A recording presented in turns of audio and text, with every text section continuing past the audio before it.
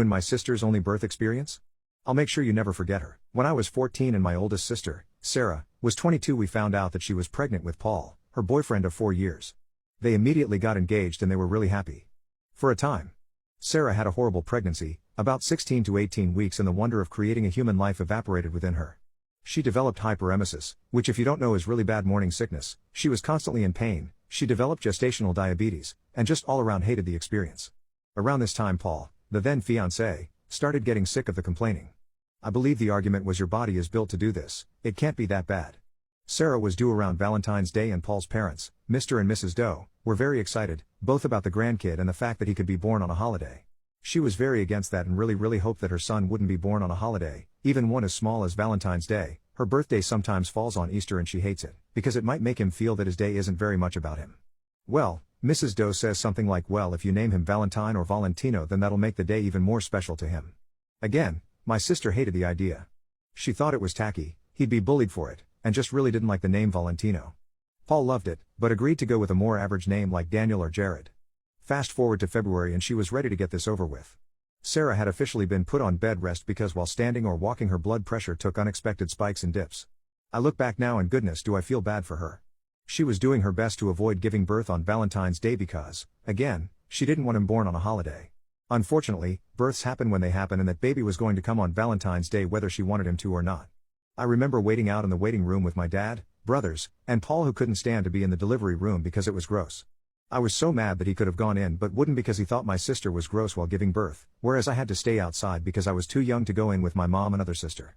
Dad went home with the youngest 2 brothers while the oldest, Zeke, stayed to watch me because I refused to leave. 16 hours after Sarah went into labor, my little nephew was officially part of the family on the evening of Valentine's Day. Unfortunately, Sarah was not okay. She had to have an emergency cesarean section and while doing the operation discovered that the back of her uterus, facing her spinal cord, had a very large and very severe, thankfully non-cancerous, tumor. When I say large I mean it was twice the size of a standard uterus. The doctors were shocked and didn't understand why nobody had noticed it on an ultrasound. It accounted for her severe back pain and blood pressure issues. The doctors immediately went in for more surgery to remove the tumor, but sadly ended up having to perform a full hysterectomy. This meant that my nephew would be Sarah's only child.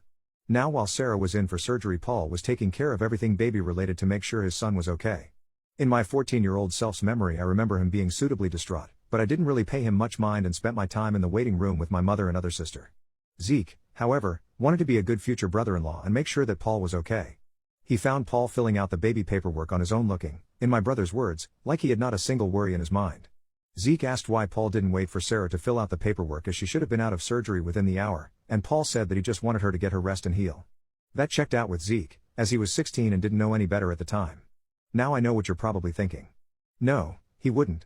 He knows how much she hates that name. And still, she'd need to sign the paperwork too.